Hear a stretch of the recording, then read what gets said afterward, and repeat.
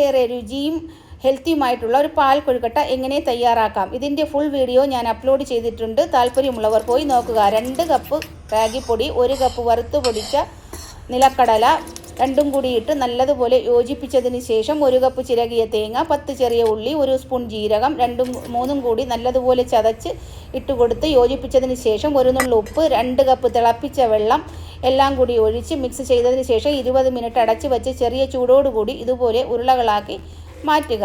സ്റ്റീമറിൽ steam വന്നതിന് ശേഷം ഓരോന്നായി പറക്കി വെച്ച് 20 മിനിറ്റ് സ്റ്റീം വരാനായിട്ട് വിടുക. ഒരു കടായിയിൽ 1 സ്പൂൺ നെയ്യ് ഒഴിച്ച് ചൂടായതിന് ശേഷം കുറച്ച് കശുവണ്ടി, ഉണക്കമുന്തിരി കൂടി ഇട്ട് വറുത്തതിന് ശേഷം അതിൽ 1 കപ്പ് ഉരുക്കിയ കരിപ്പട്ടിയോ ശർക്കരയോ ഇട്ടതിന് ശേഷം നല്ല കുറുകിയ തേങ്ങാപ്പാൽ 1.5 കപ്പ് ഒഴിച്ചു കൊടുത്ത് 1 സ്പൂൺ ചുക്കുപൊടി, 1 സ്പൂൺ ജീരകപ്പൊടി എല്ലാം കൂടി ഇട്ട് നല്ലതുപോലെ ഇളക്കി യോജിപ്പിച്ച് ആവശ്യത്തിന്